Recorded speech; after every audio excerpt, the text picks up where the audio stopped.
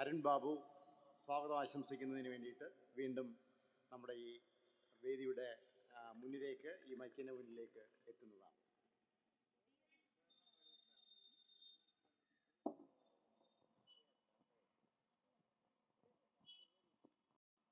പ്രിയപ്പെട്ടവരെ, നമ്മുടെ രാജ്യം ഏറ്റവും നിർണായകമായ 18ാമത് ലോക്സഭാ തെരഞ്ഞെടുപ്പിന് വിധിയെഴുതുന്നതിന് വേണ്ടി മുന്നോട്ടുള്ള ജനാധിപത്യ പോരാട്ടത്തിൻ്റെ ഏറ്റവും പ്രധാനപ്പെട്ട ദിവസങ്ങളിലൂടെ കടന്നുപോയിക്കൊണ്ടിരിക്കുകയാണ്. ഈ തെരഞ്ഞെടുപ്പ് പോരാട്ടം രാജ്യമാകെ ഉറ്റുനോക്കുന്നത് ഇന്ത്യയുടെ ജനാധിപത്യത്തിൻ്റെ ഭാവി എന്താണ് എന്നുള്ളതിനെക്കുറിച്ചുള്ള ആശങ്കയോടുകൂടിയാണ്. ഇന്ത്യ രാജ്യത്തിനകത്ത് അധികാരത്തിലിരിക്കുന്ന മതരാഷ്ട്രവാദികൾ നമ്മുടെ രാജ്യത്തിൻ്റെ ജനാധിപത്യത്തെയും ഭരണഘടനയും ഫെഡറൽ തത്വങ്ങളെയും പൗരാവകാശങ്ങളെയും എല്ലാം ഇല്ലാതാക്കിക്കൊണ്ട് ഇന്ത്യ ഒരു മതരാഷ്ട്രമാക്കി മാറ്റാൻ വേണ്ടി ശ്രമിക്കുമ്പോൾ രാജ്യത്തിനകത്ത് ഒരു ഫാസിസ്റ്റ് പ്രവണതകളുള്ള ഒരു ഭരണകൂടം രാജ്യത്തെ ജനതയുടെ അവരുടെ ജനാധിപത്യത്തിൻ്റെ സൗന്ദര്യമെന്ന സംവാദാത്മകതയെ ഇല്ലാതാക്കാൻ വേണ്ടി ശ്രമിക്കുകയാണ്. ലോകത്തിൻ്റെ മുമ്പിൽ ഇന്ത്യ അഭിമാനത്തോടു കൂടി നിൽക്കുന്നത് ഇന്ത്യയുടെ ജനാധിപത്യവും ആ ജനാധിപത്യത്തിൻ്റെ സംവാദാത്മകതയുമാണ്. അഭിപ്രായം പറയുന്നതിനും അതുപോലെ തന്നെ കലയിലും സംസ്കാരത്തിലും സാഹിത്യത്തിലുമെല്ലാമുള്ള ഇന്ത്യയുടെ ബഹുസ്വരതകളെയെല്ലാം ഇല്ലാതാക്കുന്ന ഈ കാലഘട്ടത്തിൽ നമ്മുടെ രാജ്യത്തിൻ്റെ ജനാധിപത്യത്തെയും ബഹുസ്വരതയും സംരക്ഷിക്കുന്നതിന് വേണ്ടിയുള്ള കൂടിയുള്ള പോരാട്ടമാണ് ഈ തെരഞ്ഞെടുപ്പ്.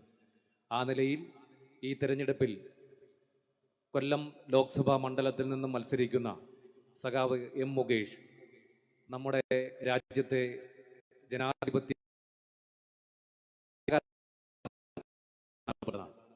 നമ്മുടെ രാജ്യത്ത് ജനാധിപത്യ സംവിധാനത്തിന്റെ കരുത്തായത് രാജ്യത്തെ കലാകാരന്മാരും സാഹിത്യ സാംസ്കാരിക കായിക കൂടിയാണ്. നമ്മുടെ രാജ്യത്തിന്റെ ഇടതു പ്രസ്ഥാനങ്ങൾക്ക് കരുത്തു പകർന്നത് നമ്മുടെ നിരവധിയായിട്ടുള്ള കലാകാരന്മാരും സാംസ്കാരിക പ്രവർത്തകരും ഒരുക്കിയിട്ടുള്ള ആ കലയുടെയും സംസ്കാരത്തിൻ്റെയും ഇടങ്ങളിൽ കൂടിയാണ്. ആ നിലയിൽ നമ്മുടെ കൊല്ലം മലയാള നാടിനും നമ്മുടെ രാജ്യത്തിനും സംഭാവന ചെയ്തിട്ടുള്ള ഏറ്റവും പ്രധാനപ്പെട്ട കലാകാരൻ കൂടിയാണ് സഖാവ് എം മുകേഷ്. അദ്ദേഹം കൊല്ലത്തിൻ്റെ ഒരു ബ്രാൻഡ് അംബാസഡർ കൂടിയാണ്. നമുക്കറിയാം, സോഷ്യൽ മീഡിയയിലും മാധ്യമങ്ങളിലുമെല്ലാം കൊല്ലം വിരുദ്ധത പ്രചരിക്കുന്ന ഈ കാലഘട്ടത്തിൽ തൻ്റെ സിനിമയിൽ, തൻ്റെ സ്റ്റേജ് ഷോകളിൽ, തൻ്റെ വർത്തമാനങ്ങളിലെല്ലാം കൊല്ലത്തെക്കുറിച്ച് ഏറ്റവും അഭിമാനകരമായി ആവേശകരമായി സംസാരിക്കുന്ന കൊല്ലത്തിൻ്റെ പ്രിയങ്കരനായ സഖാവ് എം മുകേഷാണ് ഈ തെരഞ്ഞെടുപ്പിൽ നമ്മുടെ മണ്ഡലത്തിൽ നിന്നും ഇടതുപക്ഷ ജനാധിപത്യ മുന്നണി സ്ഥാനാർത്ഥിയായി മത്സരിക്കുന്നത്.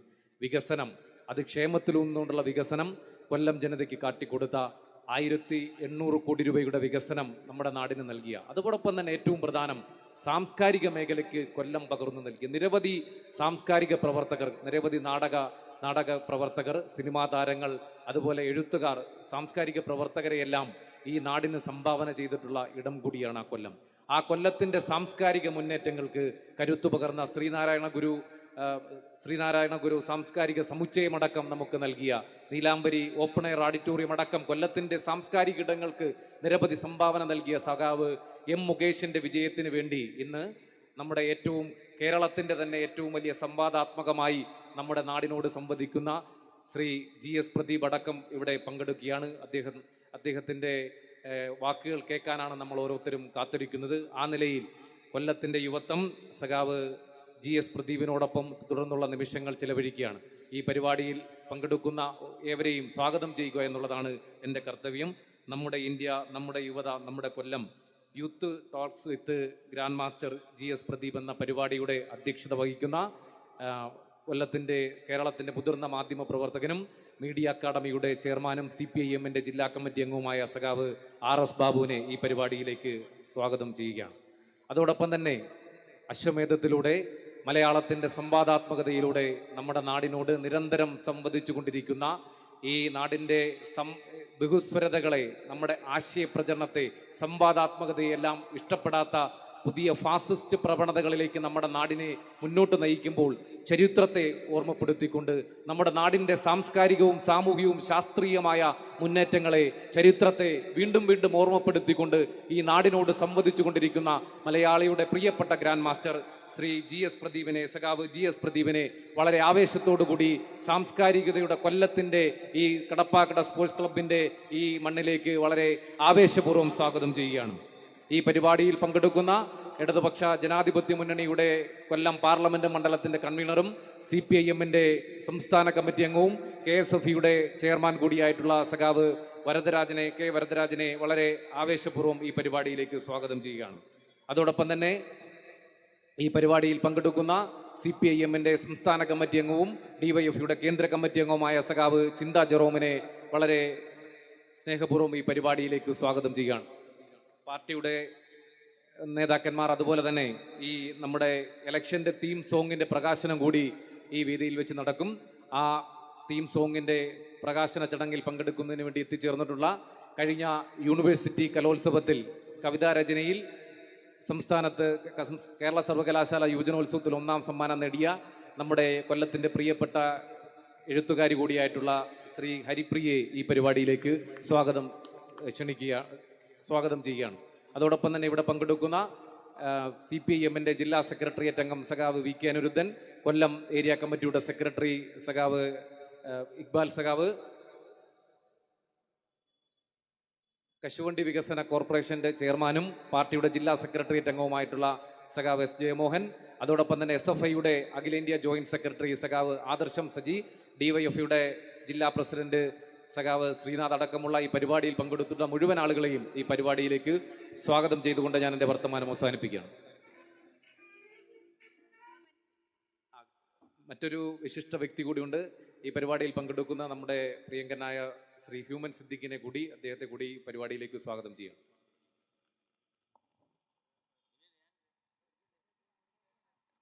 പ്രിയപ്പെട്ടവരെ, കഴിഞ്ഞ 17 തവണയും ലോക്സഭാ തെരഞ്ഞെടുപ്പിനെ അഭിമുഖീകരിച്ച പോലെയല്ല ഈ 18ാം തവണ നമ്മൾ വോട്ട് ചെയ്യാൻ പോകുന്നത്. അത്രമാത്രം ചരിത്രപരമായ പ്രാധാന്യം ഇന്നത്തെ ഇന്ത്യയുടെ പരിതസ്ഥിതിയിൽ ഏറ്റവും വെല്ലുവിളി നിറഞ്ഞ ഒരു ഘട്ടമാണ്. ഈ ഘട്ടത്തിൽ കൊല്ലത്തെ പാർലമെൻറ്റ് മണ്ഡലത്തിൽ നിന്നും LDF-ൻ്റെ സാരഥി സഖാവ് M മുകേഷിനെ പാർലമെൻറ്റിൽ എത്തിക്കേണ്ടത് എല്ലാവരുടെയും കടമയാണ്. അതിൻ്റെ ഭാഗമായിട്ടാണ് ഇന്ന് ഇവിടെ ഒരു ഭൗതിക സദസ്സ് സംഘടിപ്പിച്ചിരിക്കുന്നത്. DYF-യുടെയും AYF-ൻ്റെയും മറ്റ് യുവജന സംഘടനകളുടെയും എല്ലാം മുൻകൈയിലാണ് ഇത്തരത്തിലുള്ള ഒരു പരിപാടി സംഘടിപ്പിച്ചിട്ടുള്ളത്. കേരളത്തെ സംബന്ധിച്ചിടത്തോളം അറിവിൻ്റെയും വിജ്ഞാനത്തിൻ്റെയും പ്രതീകമെന്ന് പറയാവുന്ന ഒരു മലയാളിയെ ചൂണ്ടിക്കാണിക്കാൻ പറഞ്ഞാൽ അക്കാര്യത്തിൽ ആദ്യം എത്തുന്ന പേരാണ് GS പ്രദീപ്. GS പ്രദീപാണ് ഇന്നത്തെ ഈ ഭൗതിക സദസ്സിനെ നയിക്കുന്നത്. അദ്ദേഹം സംസാരിക്കും, അദ്ദേഹം നമ്മുടെ ചോദ്യങ്ങൾക്ക് മറുപടിയും നൽകും. ഈ ഭൗതിക സദസ്സ് ഉദ്ഘാടനം ചെയ്യുന്നത് ഇവിടുത്തെ LDF-ൻ്റെ പ്രവർത്തനങ്ങൾക്ക് ചുക്കാൻ പിടിക്കുന്ന LDF കമ്മിറ്റിയുടെ സെക്രട്ടറി കൂടിയായ CPIM സംസ്ഥാന കമ്മിറ്റി അംഗം സഖാവ് K വരദരാജനാണ്. സഖാവിനെ ഈ ഭൗതിക സദസ്സ് ഉദ്ഘാടനം ചെയ്യുന്നതിന് വേണ്ടി സാദരം ക്ഷണിക്കുന്നു.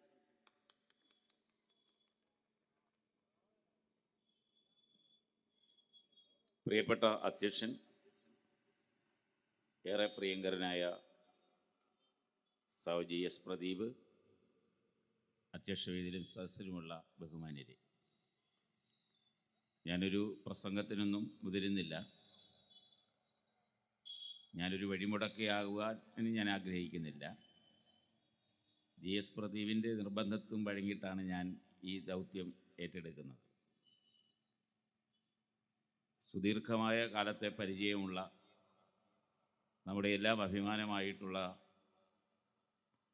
നേരത്തെ ഗ്രാൻഡ് മാസ്റ്റർ GS പ്രദീപ് എന്നെല്ലാവരും സ്നേഹത്തോടെ വിളിക്കുന്ന പ്രദീപിൻ്റെ വാക്കുകൾക്കാണ് നമ്മളിവിടെ നിൽക്കുന്നത്. ഈ തെരഞ്ഞെടുപ്പിനെ സംബന്ധിച്ചെല്ലാം ഇവിടെ വളരെ ആധികാരികമായി അദ്ദേഹം പറയും. ഞാനൊരു കാര്യം ചൂണ്ടിക്കാണിച്ചുകൊണ്ട് എൻ്റെ ഈ സംസാരം അവസാനിപ്പിക്കുകയാണ്. ഇന്ന് ഞാൻ ഒരു ഫേസ്ബുക്കിൽ UDFൻ്റെ സ്ഥാനാർത്ഥിയുടെ ഒരു ചോദ്യത്തിനുള്ള, ഒരു പത്രക്കാരുടെ ചോദ്യത്തിനുള്ള ഒരു മറുപടി ഞാൻ കേൾക്കുകയുണ്ടായി. ആ ചോദ്യം അദ്ദേഹം പറഞ്ഞത്, ഞാൻ 1985 മുതൽ ഇവിടെ മത്സരിക്കുകയാണ്. മൺവെട്ടിയും മൺകോരികയും ചിഹ്നത്തിലാണ് ഞാൻ ഇതുവരെയും മത്സരിച്ചിട്ടുള്ളത്. എൻ്റെ ചിഹ്നം മാറിയിട്ടില്ല എന്ന് അദ്ദേഹം പറഞ്ഞു.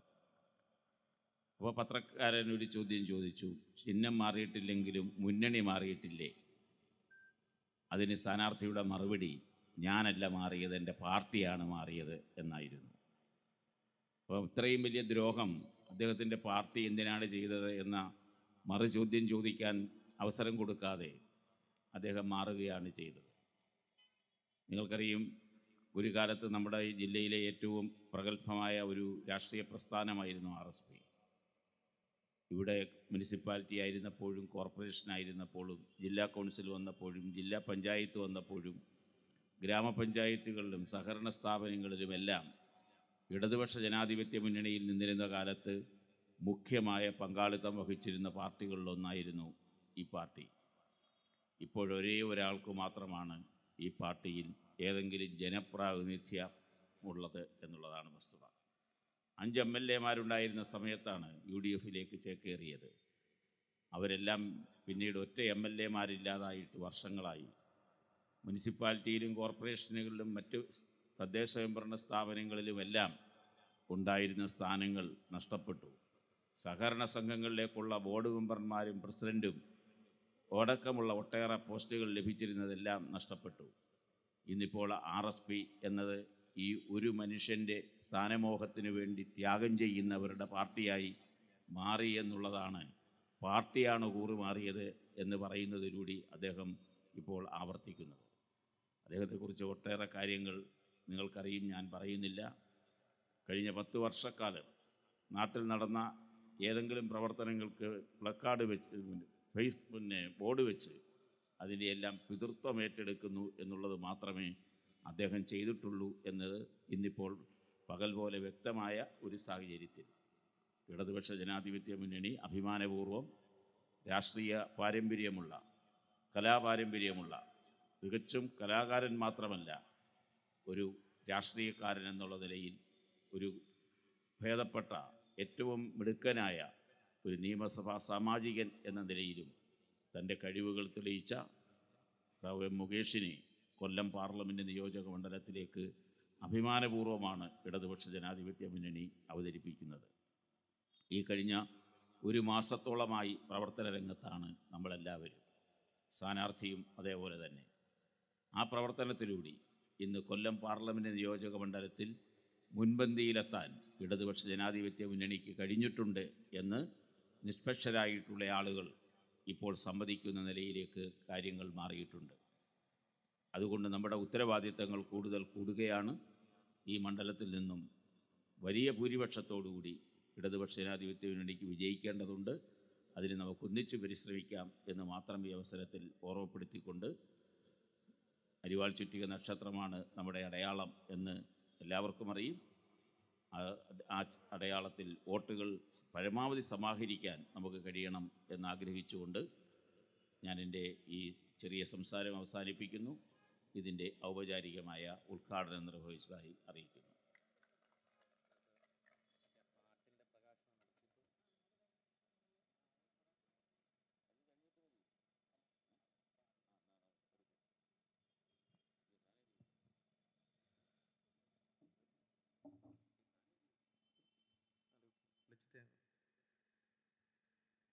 നമ്മുടെ തെരഞ്ഞെടുപ്പിൻ്റെ തീം സോങ്ങിൻ്റെ പ്രകാശനമാണ്. പ്രകാശനം നിർവഹിക്കുന്നത് മലയാളത്തിൻ്റെ ഗ്രാൻഡ് മാസ്റ്റർ ശ്രീ GS പ്രദീപും.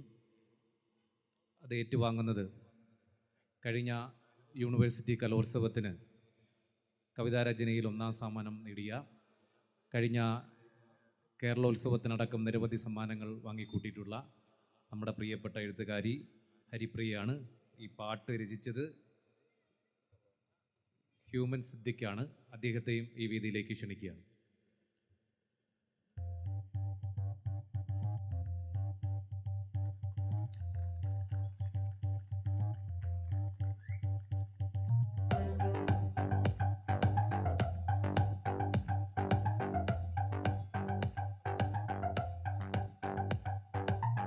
കായൽ കടലോടിണയാകണ നാടിന് കാവലിനുണ്ട് സഖാവ്.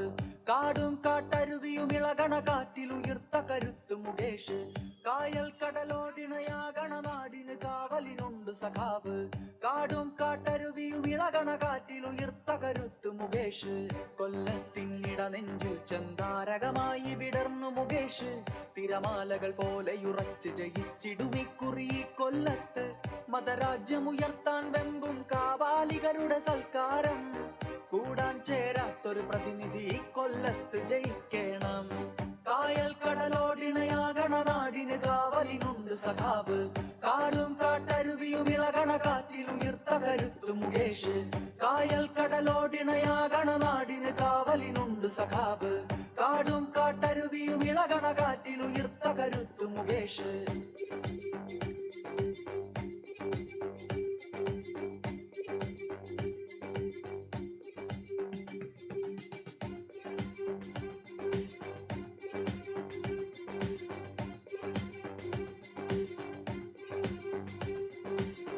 രാജ്യം വർഗീയത തൻ കുടിലാന്തതയിൽ വഴിതിരയുമ്പോൾ അരിവാൾ ചുറ്റിക നക്ഷത്രം കൊണ്ടൊരു പുതുവഴി നാം തീർക്കാം. രാജ്യം വർഗീയത തൻ കുടിലാന്തതയിൽ വഴിതിരയുമ്പോൾ അരിവാൾ ചുറ്റിക നക്ഷത്രം കൊണ്ടൊരു പുതുവഴി നാം തീർക്കാം. പാചകവാതക വില ഇവിടാളണ്. വാഹന ഇന്ധന വിലമായി താണ്ടണ്. കുത്തക മുതലാളിത്തക്കാരുടെ ബോണ്ടിൽ ഭരണം മുട്ടുമടക്കണ്. പാചകവാതക വില ഇവിടാളണ്. വാഹന ഇന്ധന വിലമായി താണ്ടണ്. കുത്തക മുതലാളിത്തക്കാരുടെ ബോണ്ടിൽ ഭരണം മുട്ടുമടക്കണ്. കായൽ കടലോടിണയാകണ നാടിന് കാവലിനുണ്ട് സഖാവ്. കാടും കാട്ടരുവിയും ഇളകണ കാറ്റിലുയർത്ത കരുത്ത് മുകേഷ്. കായൽ കടലോടിണയാകണ നാടിന് കാവലിനുണ്ട് സഖാവ്. കാടും കാട്ടരുവിയും ഇളകണ കാറ്റിലുയർത്ത കരുത്ത് മുകേഷ്.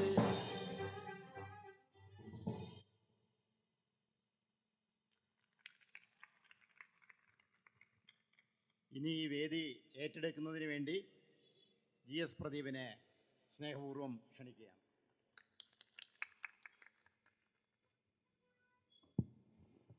ഏറെ പ്രിയങ്കരനായ അധ്യക്ഷൻ ശ്രീ RS ബാബു, ആദരണീയനായ സഖാവ് വരദരാജൻ, പ്രിയ സഖാവ് ചിന്താ ജെറോം, സർവകലാശാല യുവജനോത്സവത്തിൽ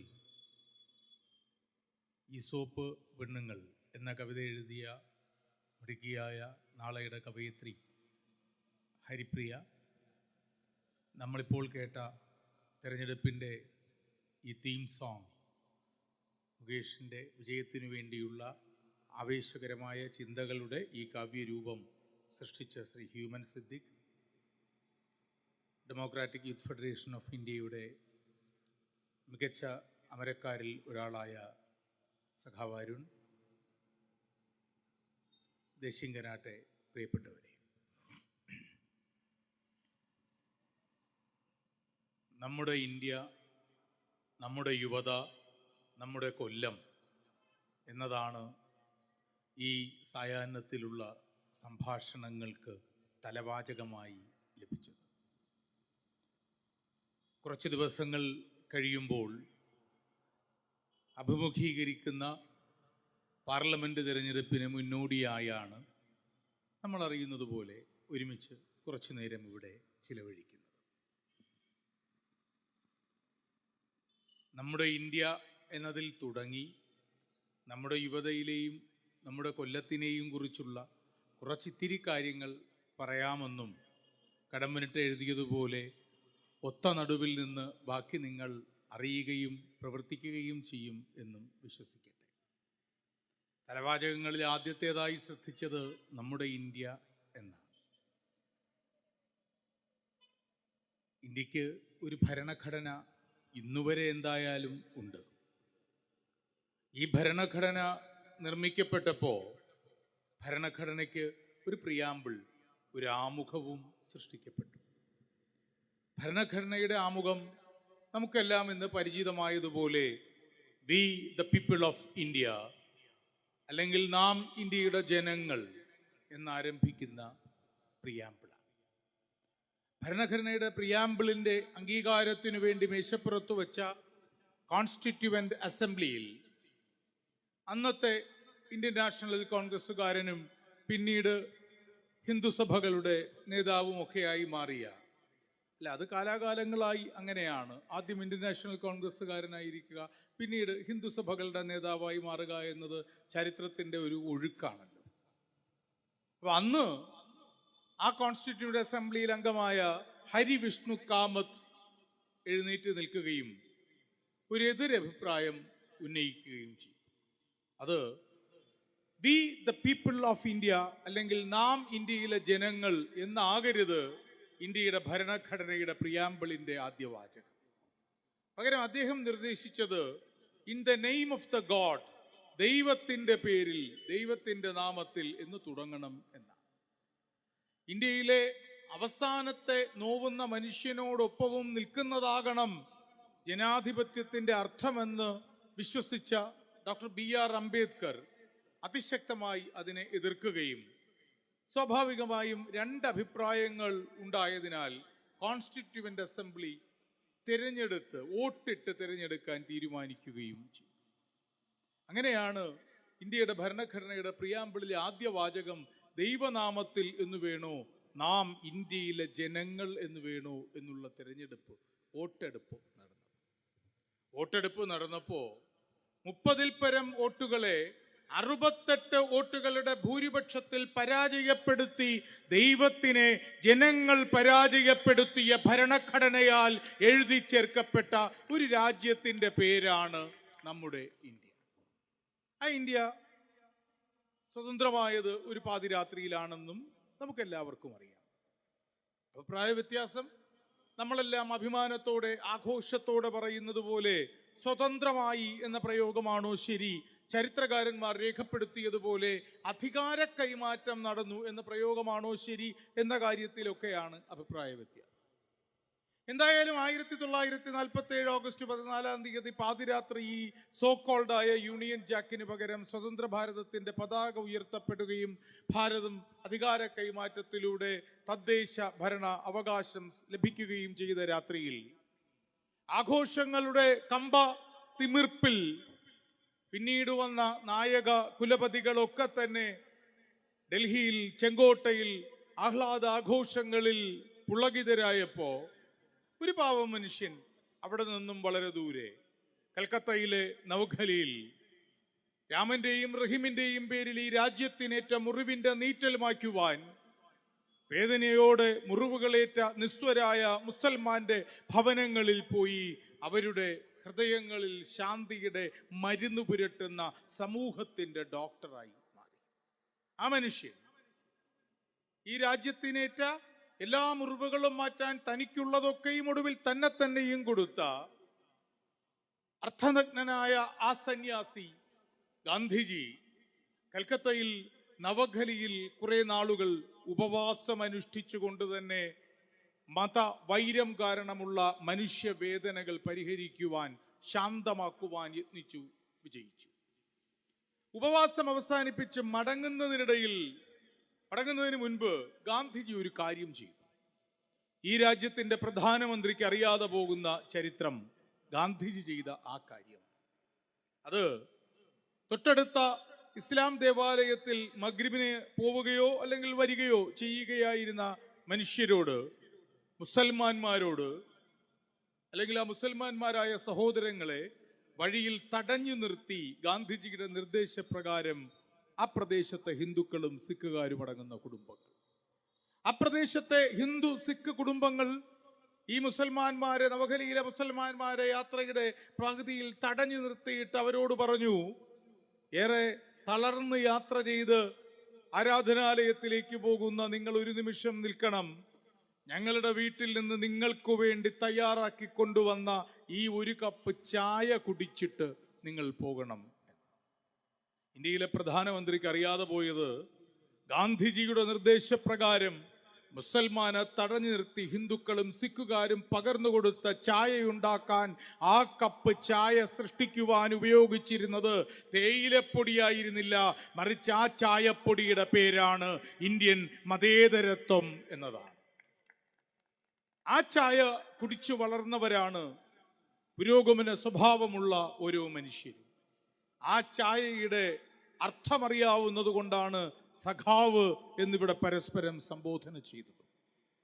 ഇതൊരു ചായയുടെ മത്സരം തന്നെയാണ്. മുസൽമാന് വഴിയിൽ തടഞ്ഞു നിർത്തി ഹിന്ദുക്കളും സിഖുകാരും ഗാന്ധിജിയുടെ നിർദ്ദേശപ്രകാരം പകർന്നുകൊടുത്ത മതേതരത്വത്തിന്റെ പൊടി കൊണ്ടുണ്ടാക്കിയ ചായ കുടിക്കുന്ന സഖാവ് എം മുകേഷും അതറിയാത്ത ഇന്ത്യൻ പ്രധാനമന്ത്രി വർഗീയതയുടെ പൊടികൊണ്ട് കലക്കിയിടുന്ന ചായ കുടിച്ച എതിർ മത്സരാർത്ഥിയും തമ്മിലുള്ള ഒരു തിരഞ്ഞെടുപ്പിന്റെ ഒരു ചായക്കോപ്പയ്ക്ക് ഇരുവശങ്ങളിലുള്ള അല്ലെങ്കിൽ രണ്ട് തരത്തിലുള്ള ചായക്കപ്പുകൾ തമ്മിലുള്ള ഒരു മത്സരമാണ് ഈ തെരഞ്ഞെടുപ്പ്. ആ തെരഞ്ഞെടുപ്പിൽ ഈ പറഞ്ഞ നവഖലിയിൽ പോയിട്ട് ഗാന്ധിജി അവിടെ വെച്ച് തന്നെ പറഞ്ഞൊരു വാചകമുണ്ട് സ്വാതന്ത്ര്യത്തെക്കുറിച്ച്. ആഘോഷങ്ങൾ നടക്കുന്നു എന്നറിഞ്ഞ ഗാന്ധിജി പറഞ്ഞ മറുപടിയാണ്, സ്വാതന്ത്ര്യം എന്നതൊരു സത്യമാകുന്നത് അവസാനത്തെ മനുഷ്യൻ, വരിയിലെ അവസാനത്തെ മനുഷ്യന്റെ ആവശ്യങ്ങൾ സംരക്ഷിക്കപ്പെടുമ്പോഴാണ് ഈ രാജ്യം സ്വതന്ത്രമാകുന്നത് എന്നാണ്. വരിയിൽ അവസാന മനുഷ്യന്റെ ആഗ്രഹം സാധിക്കുമ്പോൾ സ്വതന്ത്രമാകണം. 48 ജനുവരി 30 ഗാന്ധിജി മരിച്ചു. ഗാന്ധിജി ഇങ്ങനെ വീണ് മരിച്ചതോ പ്രായമായ രോഗം ബാധിച്ചു മരിച്ചതോ ഒന്നുമല്ലല്ലോ. ഗാന്ധിജി മരിച്ചു കഴിഞ്ഞതിന് ശേഷമുള്ള 1948 മുതൽ 2014 വരെയുള്ള 66 വർഷക്കാലം ഈ രാജ്യം നിലനിന്നു എങ്കിൽ 1948 മുതൽ 2014 വരെ മതേതര ജനാധിപത്യ രാജ്യമായി ഇന്ത്യ നിലനിന്നുവെങ്കിൽ അതിന് ഈ രാജ്യത്തിൽ ജീവിച്ചവരും മരിച്ചവരും ഇന്ന് ജീവിക്കുന്നവരുമായ സർവ്വ മനുഷ്യരും കടപ്പെട്ടിരിക്കുന്നത് മറ്റൊരു പാവപ്പെട്ട മനുഷ്യനോടാണ്, രഘുനാഥ് നായിക് എന്ന മനുഷ്യനോട്. രഘുനാഥ് നായിക് എന്ന മനുഷ്യനില്ലായിരുന്നുവെങ്കിൽ ഈ രാജ്യത്തിന്റെ മതേതരത്വം എത്രയോ ദശാബ്ദങ്ങൾക്ക് മുൻപേ അവസാനിച്ചു പോകുമായിരുന്നു. അയാൾക്ക് വലിയ വിദ്യാഭ്യാസമൊന്നുമില്ല, വലിയ തൊഴിലൊന്നുമില്ല. അയാളൊരു ചെറിയ തൊഴിൽ ചെയ്യുന്ന, വലിയ പാണ്ഡിത്യമോ വിജ്ഞാനമോ ഒന്നുമില്ലാത്ത ഒരു സാധാരണക്കാരനായ മനുഷ്യനാണ്. അയാളുടെ പണിയായുധം ഒരു നീണ്ട തടിക്കഷ്ണവും, ആ തടിക്കഷ്ണത്തിന്റെ അറ്റത്ത് നമ്മൾ ഈ ആഹാരം കഴിക്കാൻ ഉപയോഗിക്കുന്ന ഫോർക്ക് പോലെ കുറെ മുൾമുനകൾ നീണ്ട ഒരു ആയുധമാണ്. ഈ തടി കൊണ്ടുണ്ടാക്കിയ ഈ പണിയായുധത്തിന്റെ പശ്ചാത്തലത്തിൽ അതിന്റെ ശക്തിയിലാണ് ഈ രാജ്യം 6.5 പതിറ്റാണ്ട് അതിന്റെ ഉയിരിനെ, അതിന്റെ ഉണർവിനെ കടം കൊണ്ടത് തിരിച്ചറിഞ്ഞത്. ആ മനുഷ്യൻ ചെയ്തിരുന്ന തൊഴിൽ തോട്ടക്കാരന്റെ ജോലിയായിരുന്നു. ആരാണ് രഘുനാഥ് നായിക് എന്ന് ചോദിച്ചാൽ, ഗാന്ധിജി കൊല്ലപ്പെട്ടതിന് ശേഷമുള്ള 2014 വരെയുള്ള കാലത്ത് മതാന്ധമാകാതെ ഈ രാജ്യം നിലനിന്നതിന് പിന്നിലുള്ള കാരണക്കാരനായ രഘുനാഥ് നായിക് ആരാണ് എന്നാണ് നിങ്ങളിൽ ആർക്കെങ്കിലും സംശയം അവശേഷിക്കുന്നത് എങ്കിൽ അയാൾ ഒരു പാവം തോട്ടക്കാരനായിരുന്നു. അയാൾ ഒരു പ്രാർത്ഥനാ മന്ദിരത്തിലെ തോട്ടക്കാരനായിരുന്നു. 1948 ജനുവരി 30 നാഥുറാം വിനായക് ഗോഡ്സെ എന്ന വർഗീയ ഭ്രാന്തൻ നെഞ്ചിൽ വെടിയുതിർത്തപ്പോ, മധുസൂദൻ സാർ എഴുതിയതുപോലെ നെഞ്ചിൽ വെടിയേൽക്കെ ആ വൃദ്ധഹൃദയം വാർത്ത രക്തസങ്കീർത്തനം അവിടെ മുഴങ്ങിയപ്പോ എല്ലിന്റെ ചിത്രങ്ങളും രക്തത്തിന്റെ തൂവലുകളുമായി അർത്ഥനഗ്നനായ മെലിഞ്ഞ ശരീരം അവസാന യാത്ര പറഞ്ഞ് പിരിഞ്ഞുപോയപ്പോ അമ്പരന്നുപോയ ആൾക്കൂട്ടത്തിനിടയിലൂടെ ഓടി രക്ഷപ്പെടാൻ ശ്രമിച്ച നാഥുറാം വിനായക് ഗോഡ്സെയെ തൻ്റെ പണിയായുധമായ തോട്ടം നന്നാക്കാൻ ഉപയോഗിക്കുന്ന ആ ഉപകരണം കൊണ്ട് കഴുത്തിൽ കുത്തി തടഞ്ഞു നിർത്തി ഗോഡ്സെയെ പിടികൂടിയ രഘുനാഥ് നായിക് എന്ന തോട്ടക്കാരനില്ലായിരുന്നുവെങ്കിൽ തൊട്ടടുത്ത ദിവസം വേട്ടയാടപ്പെടുമായിരുന്നു ഗാന്ധി വധത്തിന്റെ പേരിൽ ഇന്ത്യയിലെ സർവ്വ മുസ്ലിം നാമധാരികളും എന്നത് തന്നെയാണ് ചരിത്രം കാത്തുവെച്ച 2014 വരെയെങ്കിലും ചരിത്രം കാത്തുവെച്ച ഇന്ത്യ എന്ന രാജ്യത്തിന്റെ പേര്. ഇന്ത്യ എന്ന രാജ്യത്തിന് വേറെയും പേരുകളുണ്ട്. വർത്തമാനകാലത്തിൻ്റെ ഭാരത ഭരണാധികാരികൾക്ക് അറിയാതെ പോകുന്ന കാര്യം എന്താണ് ഇന്ത്യ ഒറ്റവാചകത്തിൽ ഉത്തരം പറയുവാൻ ആരാഞ്ഞാൽ ഒരു പക്ഷേ വ്യക്തിപരമായി എനിക്ക് പറയാൻ ഇഷ്ടപ്പെടുന്ന നിർവചനം പഞ്ചാബില് ഇന്ത്യയിലെ സിഖ് മതസ്ഥരുടെ ഏറ്റവും പരമപ്രധാനമായ ആരാധനാലയത്തില്, ഇന്ത്യയിലെ അല്ല ലോകത്തിലെ ഏത് രാജ്യത്തെയും സിഖ് മതവിശ്വാസികളുടെ ഏറ്റവും പുണ്യപുരാതനമായ ആരാധനാലയം അമൃത്സറിലെ സുവർണ ക്ഷേത്രമാണ്, ഗോൾഡൻ ടെമ്പിൾ ആണ്.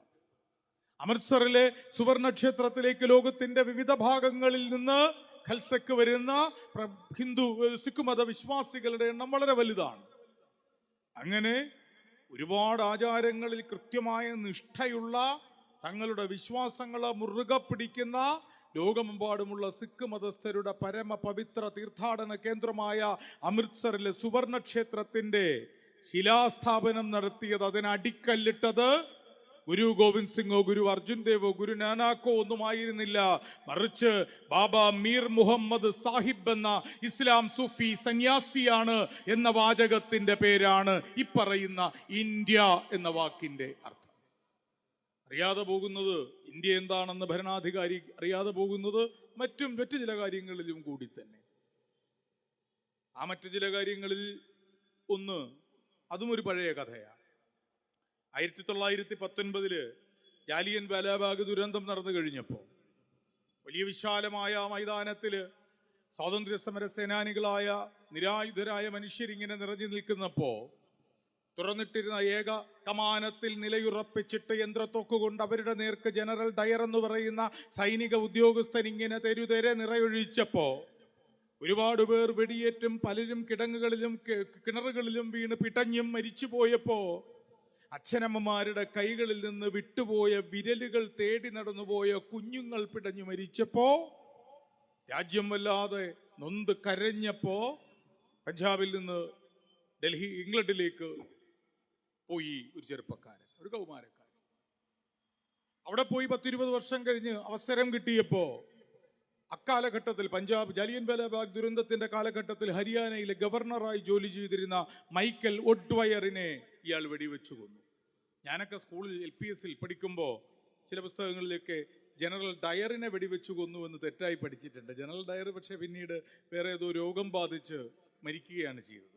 കൊന്നത് മൈക്കൽ ഒഡ്വയർ എന്ന ഹരിയാന ഗവർണറെയാണ്.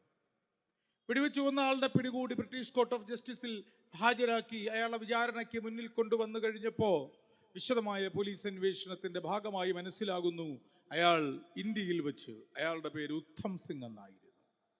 എന്നാൽ അയാൾ ഇന്ത്യ വിട്ട് ഇംഗ്ലണ്ടിലേക്ക് പോയപ്പോൾ അയാളുടെ പേര് മാറ്റി. ഔദ്യോഗികമായി തന്നെ അയാൾ പേരൊന്നു മാറ്റി റാം മുഹമ്മദ് സിംഗ് ആസാദ് എന്നാക്കി മാറ്റി. ഒരുപാട് കാര്യങ്ങളിൽ വിശ്വനാഥനോ വിശ്വനായകനോ ഒക്കെയായി മാറിയ ഈ രാജ്യത്തിന്റെ ഭരണാധികാരിക്ക് അറിയാൻ അറിയേണ്ടുന്ന അല്ലെങ്കിൽ അദ്ദേഹം അറിയാതെ പോകുന്ന കഥ അതാണ്. ബ്രിട്ടീഷ് കോടതി ഉത്തം സിംഗിനോട് ചോദിച്ചു, നിങ്ങൾ ഇന്ത്യയിൽ വെച്ച് ഉത്തം സിംഗ് ആയിരുന്നു, നിങ്ങൾ ഇംഗ്ലണ്ടിൽ വന്നു കഴിഞ്ഞപ്പോൾ ഔദ്യോഗികമായി നിങ്ങളുടെ പേരെന്തിനായി ഇങ്ങനെ മാറ്റിയത്? റാം മുഹമ്മദ് സിംഗ് ആസാദ് എന്നാക്കി മാറ്റിയത്.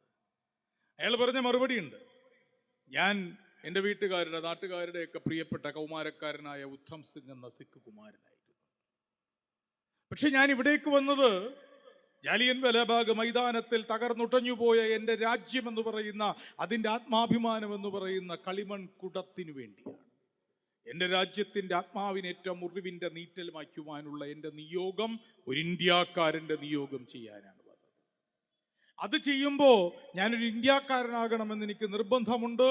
അത് ഉത്തം സിംഗ് എന്ന കേവലം സിഖുകാരനായാൽ ഞാനൊരു ഇന്ത്യനാകില്ലെന്ന് എനിക്ക് ഉറപ്പുണ്ട്.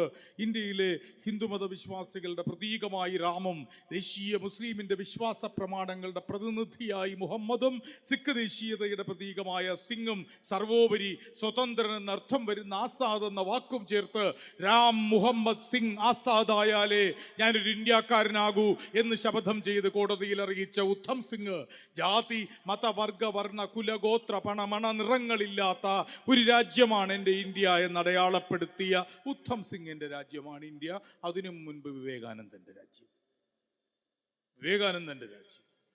അമേരിക്കയിൽ പോയ വിവേകാനന്ദൻ പറഞ്ഞത്, I belong to a country where inclusiveness is the religion and fire is its synonym എന്നാണ്.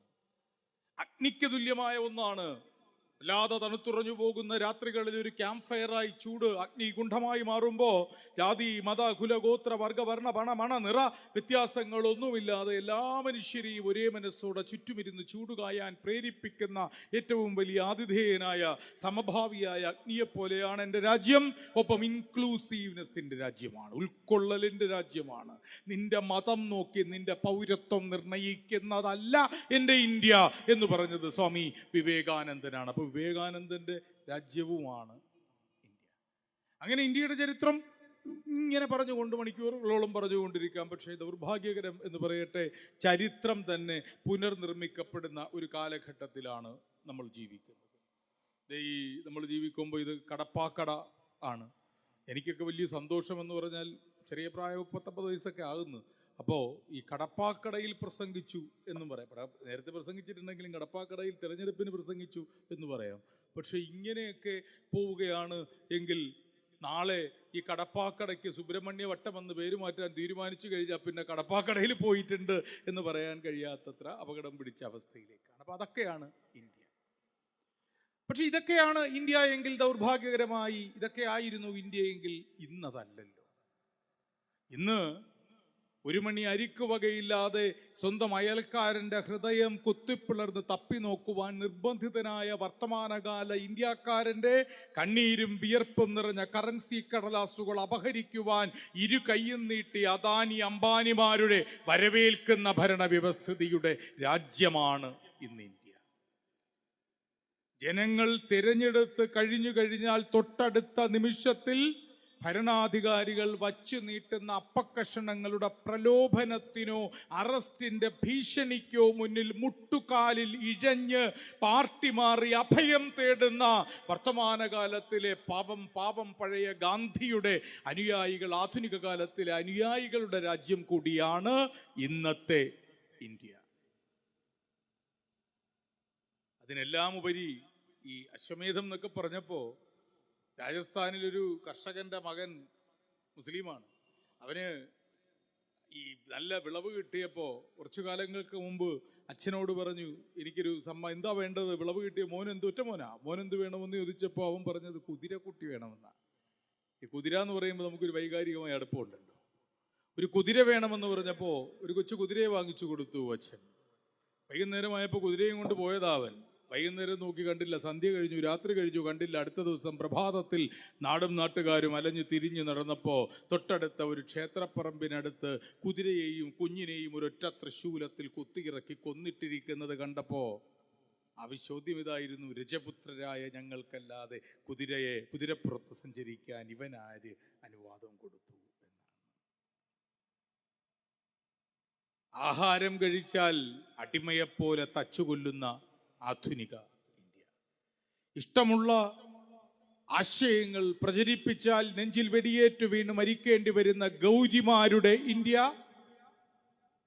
കറുത്ത ഇരുണ്ട കാലത്തിലേക്ക് സമൂഹത്തെ തള്ളിവിടുന്ന അന്ധവിശ്വാസങ്ങളെ നിയമപരമായി നിർമാർജനം ചെയ്ത് നിരോധിക്കണമെന്നാവശ്യപ്പെട്ടാൽ വഴിയരികിൽ വെടിയേറ്റു വീഴേണ്ടി വരുന്ന പാവം നരേന്ദ്ര ദബോൽക്കർമാരുടെ ഇന്ത്യ. പണ്ട് ടാഗോർ എഴുതി,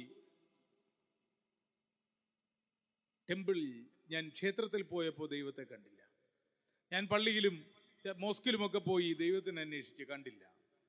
ദൈവത്തെ കാണാനുള്ള വലിയ ആഗ്രഹവും കൊണ്ട് ഞാൻ പോയപ്പോൾ ഒടുവിൽ ഞാൻ ദൈവത്തിനെ കണ്ടു. ഞാൻ ദൈവത്തിനെ കണ്ടത് അവിടെയായിരുന്നു.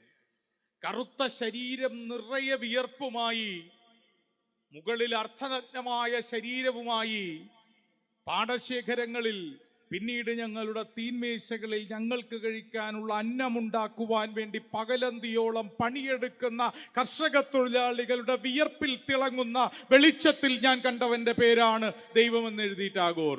ടാഗോറിന്റെ പേര് ശാന്തിനികേതനിലും ഇല്ല, ഇപ്പൊ വിശ്വഭാരതിയിലും ഇല്ല. ശാന്തിനികേതനിൽ നിന്നും വിശ്വഭാരതിയിൽ നിന്നും ടാഗോറിന്റെ പേര് മാറ്റാൻ തീരുമാനിക്കുന്നു. കർഷകർ ദൈവമാണെന്ന് എഴുതിയ വിശ്വമഹാകവി രവീന്ദ്രനാഥ ടാഗോർ എഴുതിയ ദേശീയ ഗാനമുള്ള 52 സെക്കൻഡുകളിൽ ആ പാട്ട് മുഴങ്ങിക്കേൾക്കുമ്പോൾ സർവരും എഴുന്നേറ്റ് നിൽക്കണമെന്ന് ആജ്ഞാപിച്ച ഭരണാധികാരിയുള്ള ആ രാജ്യത്തിൽ, അതേ രാജ്യത്തിൽ രാജ്യ തലസ്ഥാനത്തിലും രാജ്യത്തിൻ്റെ വിവിധ സംസ്ഥാനങ്ങളിലും വഴിയിൽ വെടിയേറ്റും പട്ടിണി കിടന്നും മരിച്ചു പോകുന്ന പാവപ്പെട്ട കർഷകരുടെ നിലവിളികൾക്ക് മറുപടി പറയാൻ കഴിയാതെ തപ്പിതമായി പോകുന്ന ഒരു രാജ്യത്തിൻ്റെ പേരാണ് വർത്തമാനകാല ഇന്ത്യ. അപ്പൊ എന്താണ് ഇന്ത്യ, എന്തായിരുന്നു ഇന്ത്യ എന്നതൊക്കെയാണെങ്കിൽ നിങ്ങൾ ചോദിക്കും, ഇതൊക്കെയാണ് ഇന്നത്തെ ഇന്ത്യ എങ്കിൽ. UPSCയുടെ നിയമന നിരോധനം വന്നപ്പോൾ ക്രമസമാധാന നില പാലിക്കാൻ വീടുകളുടെ പടിക്കൽ തൊഴിലില്ലാത്ത യുവാക്കൾ കടിക്കും സൂക്ഷിക്കുക എന്ന് താക്കീത് വെക്കേണ്ടി വരുന്ന ഇന്നത്തെ ഇന്ത്യയിൽ മഹാമഴയ്ക്ക് മുമ്പ് എലികൾ എന്നതുപോലെ മുറിവുകൾ പൊത്തിപ്പിടിച്ച് തെരുവോരങ്ങളിൽ മനുഷ്യർ മരിച്ചു വീഴുന്ന ഇന്നത്തെ ഇന്ത്യയിൽ അഭയാർത്ഥികളുടെ ആൾക്കൂട്ടമായി മാറുന്ന വേദനിപ്പിക്കപ്പെടുന്നവരുടെ വലിയൊരു കടലാസിൽ എഴുതി ചേർത്ത പേരുകളുടെ സഞ്ചയമായി മാറുന്നതാണ് ഇന്ത്യയെങ്കിൽ നിങ്ങളെന്തിനാ ഈ വൈകുന്നേരത്ത് ഇവിടെ ദേശിങ്കനാട് വന്നതെന്ന് സംസാരിക്കുന്നത്? അതിനൊരു കാരണമേ ഉള്ളൂ. ഇവിടെ ഈ വേദിയിലിരിക്കുന്നവരും സദസ്സിലിരിക്കുന്നവരും ഒക്കെ രോഗികളാണ്. തെരഞ്ഞെടുപ്പ് കാലത്ത് ശ്രീ M. മുകേഷിന് വോട്ട് ചെയ്യുവാൻ ആവശ്യപ്പെട്ടുകൊണ്ട് ഈ തെരഞ്ഞെടുപ്പ് പ്രചരണ പ്രവർത്തനങ്ങളിൽ പങ്കെടുക്കുന്നതിന് പിന്നിലുള്ള പ്രധാന കാരണം ഇവിടെ ഇരിക്കുന്ന സർവ്വ മനുഷ്യരും ഒരു കടുത്ത രോഗത്തിൻ്റെ അടിമകളാണ്. ആ കടുത്ത രോഗം ഇറിക്കവറബിൾ ഒപ്റ്റിമിസം എന്നതാണ്. കാക്കക്കാലിൻ്റെ തണൽ പോലും നഷ്ടമായി പോയ അഭിനവ ഭാരതത്തിൻ്റെ ആ സാഹചര്യത്തിലും നമ്മൾ ചികിത്സിച്ച് ഭേദമാക്കാൻ കഴിയാത്ത ശുഭാപ്തി വിശ്വാസത്തിൻ്റെ തരിമ്പ് നമ്മളിൽ സൂക്ഷിക്കുന്നു എന്ന രോഗത്തിൻ്റെ അടിമകളാണ് നമ്മൾ. കൊല്ലത്ത് പ്രത്യേകിച്ചും, കാരണം കൊല്ലത്ത് തിരുവനന്തപുരത്താണ് പിന്നീട് ഏറെക്കാലം ഇന്ത്യവരത്തിൽ ഈ ബാബുവേട്ടൻ്റെ ഒക്കെ വളരെ അടുത്ത ആളായിട്ട് ജീവിച്ചിരുന്നതാണെങ്കിലും കൊല്ലമത്താണല്ലോ ആ മനുഷ്യൻ ജനിച്ചത്. ഏത് മനുഷ്യൻ?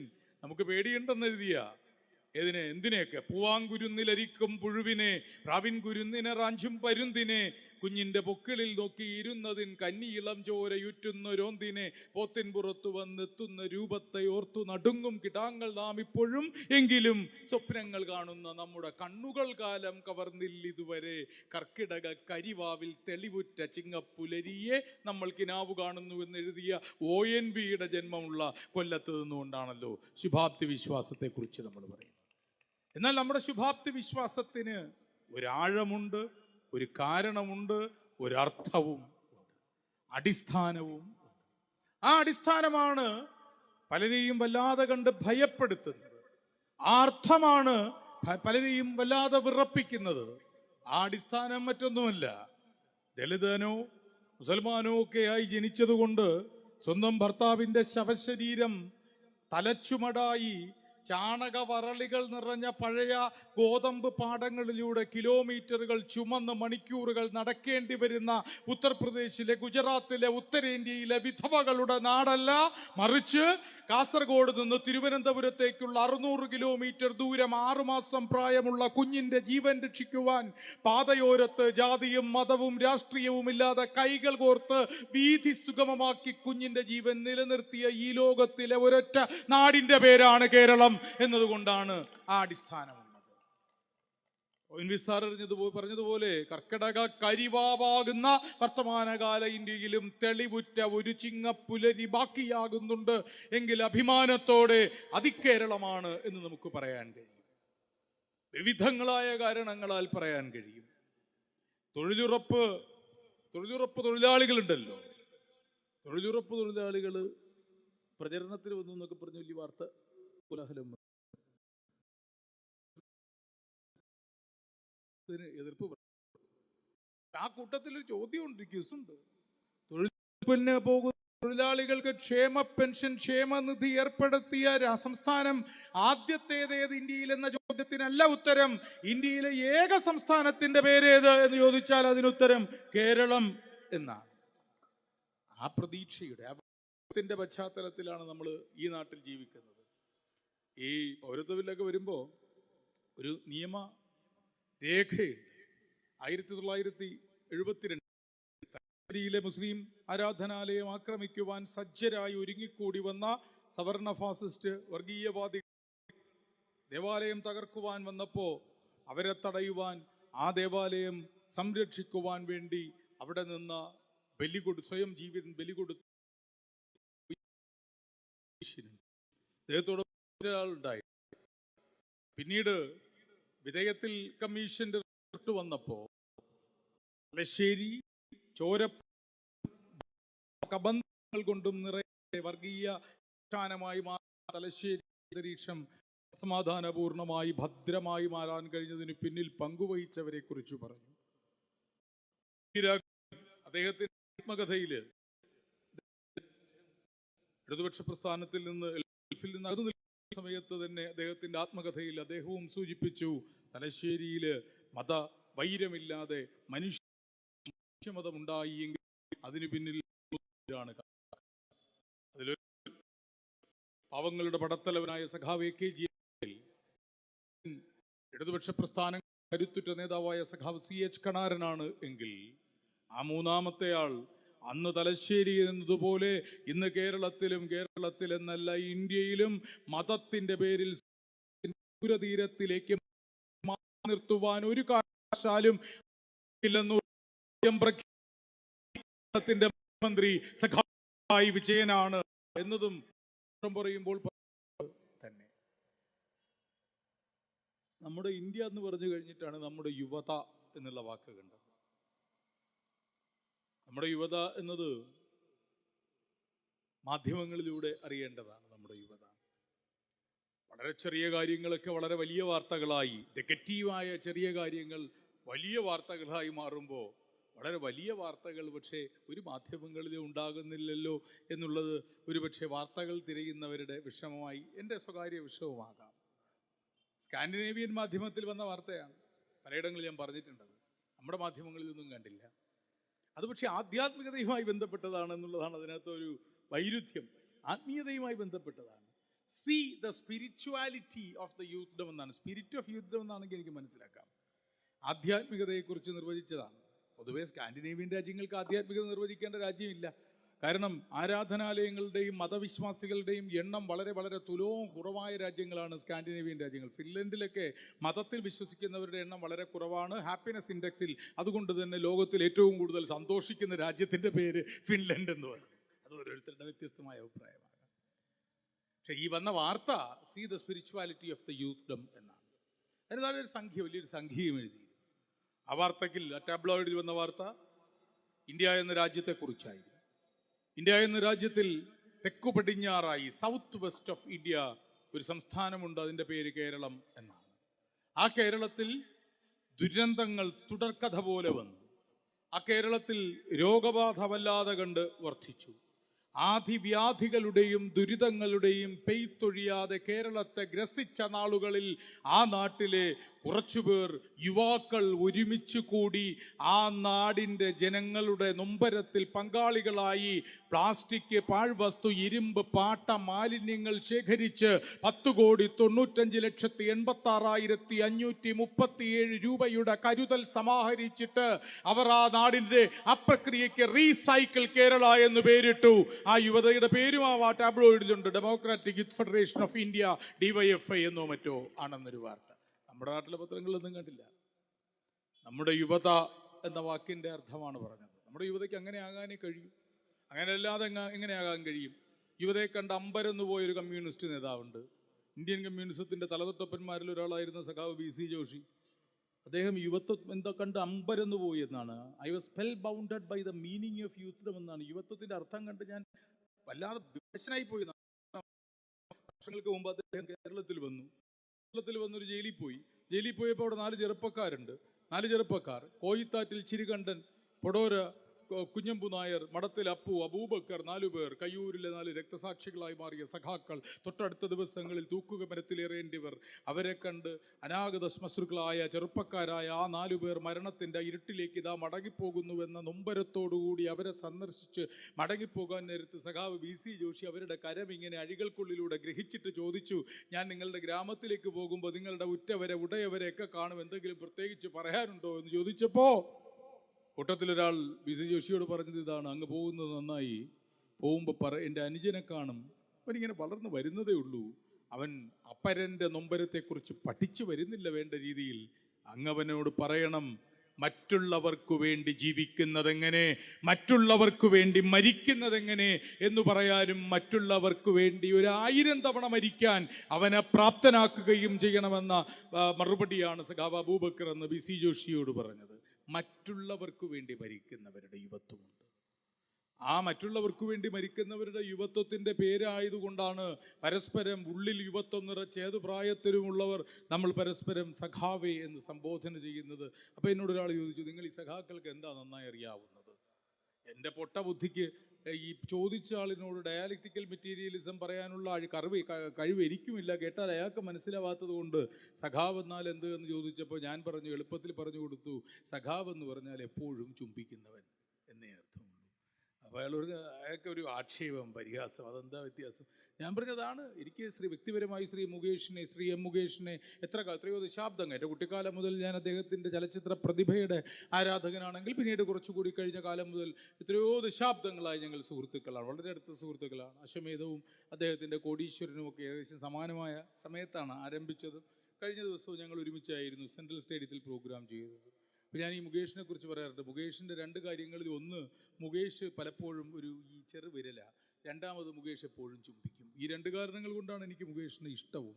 കൊല്ലത്തെ ദേശിംഗനാട്ടിലെ ജനങ്ങൾക്ക് മുകേഷ് പ്രിയപ്പെട്ടവനായി മാറുന്നതിന് പിന്നിലെ കാരണവും അതുതന്നെ നിങ്ങൾ തിരിച്ചറിയേണ്ടതും നിങ്ങൾ മറ്റുള്ളവരോട് പറയേണ്ടതും അതാണ്. മുകേഷ് എപ്പോഴും ചുംബിക്കുന്ന ആളാണ്. അതെന്താ ചുംബിക്കുക എന്ന് പറഞ്ഞാൽ, നിങ്ങൾ ഉദ്ദേശിച്ച കേവലാർത്ഥത്തിലുള്ള ഓസ്കുലേഷൻ അല്ലെങ്കിൽ കിസ്സിങ് എന്ന അർത്ഥത്തിലല്ല ഞാൻ പറഞ്ഞത്. ചുംബിക്കണമെങ്കിൽ നമുക്ക് എന്താ വേണ്ടേ? ചുംബിക്കണമെങ്കിൽ എന്തുണ്ടെങ്കിലും ചുംബിക്കാൻ പറ്റുമോ നമുക്ക്? ചുണ്ടല്ല, ചുണ്ടുകൾ ഉണ്ടാകണം ചുംബിക്കാൻ. ചുണ്ടുകൾ ഉണ്ടായതുകൊണ്ട് മാത്രമല്ല, ഞാനിപ്പോൾ രാവിലെ മുതൽ ഇങ്ങനെ ഇരിക്കുമെന്ന് വിചാരിച്ചാൽ ചുംബനമൊന്നും നടക്കില്ലല്ലോ. ചുണ്ടുകൾ തമ്മിൽ പരസ്പരം കൂട്ടിമുട്ടുന്ന ആ നിമിഷത്തിൻ്റെ ഇന്ദ്രജാലം, ആ നിമിഷത്തിൻ്റെ തിളക്കം, ആ നിമിഷത്തിൻ്റെ ഇടിമിന്നലല്ലേ ചുംബനം. ഞാനിങ്ങനെ ഓരോ നിമിഷവും, ഓരോ ദിവസവും, ഓരോ നൊടി നേരവും എനിക്ക് ലഭിച്ച മഹാഭൂരിപക്ഷത്തിൻ്റെ സീറ്റുകളുടെ എണ്ണം കൊണ്ട് നേടിക്കിട്ടിയ അധികാരത്തിൻ്റെ പദവിയിൽ ഇരുന്നു കൊണ്ട് ഞാൻ എന്നിങ്ങനെ കൽപ്പിച്ചാൽ 1 അല്ല 10 അല്ല 1000 കോടി തവണ ഞാൻ എന്ന് കൽപ്പിക്കുമ്പോഴും ഈ ചുണ്ടുകൾ കൊണ്ട് കൂട്ടിമുട്ടില്ല. ഞാൻ എന്ന് പറയും തോറും ചുണ്ടുകൾ അകന്നു പോകുന്നു, ചുംബനം വിലക്കപ്പെടുന്നു. ജാതി മത വർഗങ്ങളുടെ പേരിൽ അപരത്വം കൽപ്പിച്ച് പൗരത്വം നിഷേധിച്ച് പടിക്ക് പുറത്താക്കി നീ എന്ന് വിളിക്കുമ്പോൾ ഈ അപരത്വത്തിൻ്റെ വിഷം കലർന്ന ഓരോ നീ വിളിയിലുമുണ്ടല്ലോ, ആ നീ വിളിയിലും ഈ ചുണ്ടുകൾ അകന്നു പോവുകയാണ്, ചുംബനം വിലക്കപ്പെടുകയാണ്. ചുംബനം സാധ്യമാകുന്നത്, ഒരു മനുഷ്യന് ചുംബിക്കാൻ കഴിയുന്നത്, ഒരു മലയാളിക്ക് ചുംബിക്കാൻ കഴിയുന്നത് ഞാൻ എന്ന കരുത്തിലോ നീ എന്ന അപരത്വത്തിലോ അല്ല എന്നറിയാവുന്നത് കൊണ്ട് ശ്രീ മുകേഷ് എപ്പോഴും ചുംബിക്കുന്ന ആളാ. കാരണം ഞാനെന്നും നീ എന്നും പറയുമ്പോഴല്ല ചുണ്ടുകൾ കൂട്ടിമുട്ടുന്നതെന്നും നമ്മൾ എന്ന വാക്ക് ഹൃദയത്തിൻ്റെ ആഴത്തിൽ നിന്ന് പുറപ്പെടുമ്പോഴാണ് ഈ ചുണ്ടുകൾ കൂട്ടിമുട്ടുന്നത് എന്നും അറിയാവുന്നവൻ്റെ പേരാണ് സഖാവ് എന്നത്. ഞാനും നീയുമല്ല, നമ്മളാണ് ശരി എന്ന് പറയുന്നതാണ് സഖാവ്. ഈ കൊല്ലമെന്നും ഉണ്ട്, നമ്മുടെ യുവത എന്ന് പറഞ്ഞതുപോലെ നമ്മുടെ കൊല്ലം എന്നും ഉണ്ടല്ലോ.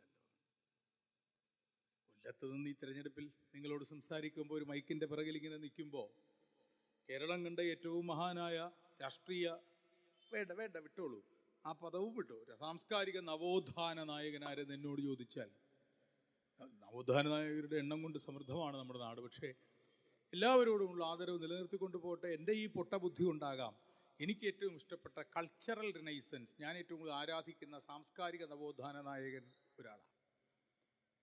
സത്യത്തിൽ 20-ാം നൂറ്റാണ്ടിൻ്റെ 2ാം പകുതിയിൽ കേരളത്തിൻ്റെ വൈജ്ഞാനിക, സാംസ്കാരിക, മാനവിക നവോത്ഥാനത്തിൻ്റെ നായകനായി മാറിയത് ഒരാളാണ്. എഴുത്തുകാർക്കൊക്കെ വലിയ റോളുണ്ട് നമ്മുടെ കേരളത്തിൽ. എഴുത്തുകാർക്ക്, ചിന്തകർക്ക്, നടന്മാർക്ക്, നടികൾക്ക് ഉണ്ട് പ്രാധാന്യം വളരെ വലുത് തന്നെ. പക്ഷേ എഴുത്തുകാരുടെ പ്രാധാന്യം അവരെഴുതിയ നോവൽ, അവരെഴുതിയ കവിത, ഇതൊക്കെ വായിക്കുന്നവരിലാണ്. കുറുപ്പ് സാറിൻ്റെ കവിത വായിച്ചവർക്ക് കുറുപ്പ് സാറിനോടുള്ള ആദരവ് ആകാശത്തോളം തന്നെയാണ്. MDയുടെയും മൂന്നിൻ്റെയും ദേവിൻ്റെയും പൊറ്റക്കാടിൻ്റെയും ഒക്കെ പുസ്തകങ്ങൾ വായിച്ചവർക്ക്, കാമ്പിശ്ശേരിയെ, തിരുനെല്ലൂരിനെ ഒക്കെ വായിച്ചവർക്ക് വലിയ പ്രധാനപ്പെട്ടത് തന്നെയാണ്. അവരെല്ലാം നക്ഷത്ര ശോഭയുള്ളവരാണ്, സംശയമൊന്നുമില്ല. പക്ഷേ ഒരുപാട് പേരുണ്ടായിരുന്നല്ലോ പഴയ കാലത്ത് വായിക്കാൻ അറിയാത്ത മനുഷ്യർ, അക്ഷരം കൂട്ടി വായിക്കാൻ അറിയാത്ത, എഴുത്തും വായനയും അറിയാത്ത നിരക്ഷരരായ ഒരു വലിയ തലമുറ ഉണ്ടായിരുന്നല്ലോ പണ്ട് കാലങ്ങളിൽ. അന്നും ഈ നാട്ടിലെ കേരളം എന്ന ഈ സംസ്ഥാനത്തിലെ പലയിടങ്ങളിലും അക്ഷരം വായിക്കാൻ അറിയാത്ത ആയിരക്കണക്കിന് ആളുകൾ പക്ഷേ ഒരക്ഷരത്തെറ്റുമില്ലാതെ ഹോമറിനെ, ഷേക്സ്പിയറിനെ, വിമൽ മിത്രയെ, വയലാറിനെ, തിരുനെല്ലൂരിൻ്റെ കൊച്ചുറാണിയെയൊക്കെ ഉച്ചത്തിൽ പറഞ്ഞും പാടിയും നടന്നുവെങ്കിൽ അക്ഷരത്തിലൂടെ മാനവിക സാംസ്കാരിക ബോധം അവരുടെ മനസ്സിൽ പടർത്തിവിട്ടത് ഇതുപോലെ ഒരു മൈക്കിന് മുന്നിൽ ഒരു ഒറ്റയാനായി നിന്ന ഒരു കൊല്ലംകാരനാ. സഖാവ് വി സാംബശിവൻ എന്ന കൊല്ലംകാരനാണ് കേരളത്തിലെ സാംസ്കാരിക നവോത്ഥാനത്തിൻ്റെ സത്യത്തിൽ 20-ാം നൂറ്റാണ്ടിൻ്റെ രണ്ടാം പകുതിയിലെ നായകൻ.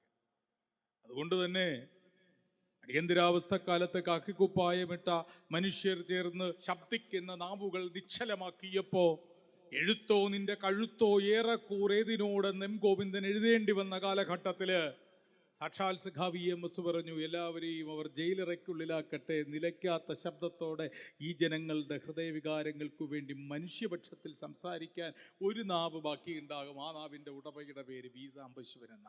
സാംബശിവനെയും പിന്നീട് അറസ്റ്റ് ചെയ്തു.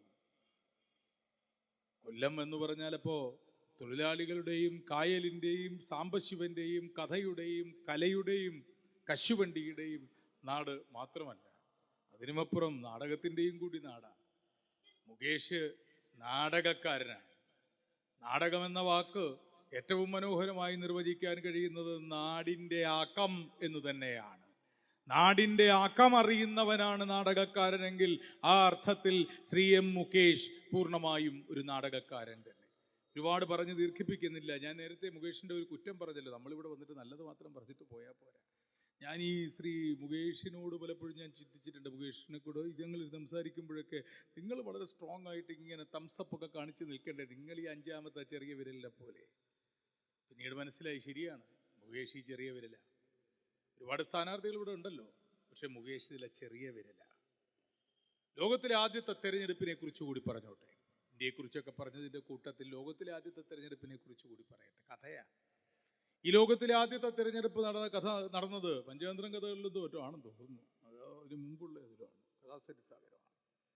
ലോകത്തിലെ ആദ്യത്തെ തെരഞ്ഞെടുപ്പ് നടന്നത് 10,000-കണക്കിന് വർഷങ്ങൾക്ക് മുമ്പ് 5 പേർ തമ്മിലാണ് മത്സരം നടന്നതെന്നാണ് കഥ.